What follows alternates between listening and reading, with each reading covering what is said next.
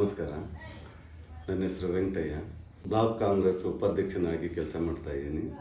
MLA ಬಗ್ಗೆ ಹೇಳಬೇಕು ಅಂದರೆ, ನಾನು ಈ ಹಿಂದೆ ಉಜಿನೀಪುರದಲ್ಲಿ ಕೌನ್ಸಿಲರ್ ಆದಾಗ ನನ್ನ ವಾರ್ಡ್ನೆಲ್ಲ ಏನೇ ಕೆಲಸಗಳಿದ್ರು ಕೂಡ, ಯಾವುದೇ ಕೆಲಸ ಕೇಳಿದ್ರು ಕೂಡ ಮೂಲಭೂತ ಸೌಕರ್ಯದಲ್ಲಿ ತುಂಬಾ ಕೆಲಸ ಮಾಡಿದ್ದಾರೆ.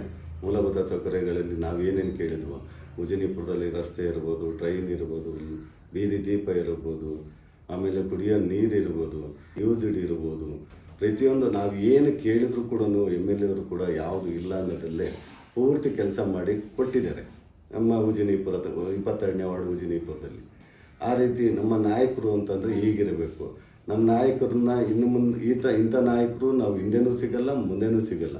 ನಾವು ಏನೇ ಕೇಳೋದು, ಏನೇ ಸಮಸ್ಯೆ ತೊಗೊಂಡೋದ್ರು ಕೂಡ, ಮಧ್ಯದ ಸರ್ವತ್ನಲ್ಲಿ ತೊಗೊಂಡೋದ್ರು ಕೂಡ ನಮ್ಮ ಯಾವ ಕೂಡ ನಿಲ್ಲಿಸಿಲ್ಲ, ಸ್ಪಂದಿಸ್ತಾರೆ, ಪ್ರತಿಯೊಂದಕ್ಕೂ ಸ್ಪಂದಿಸ್ತಾರೆ.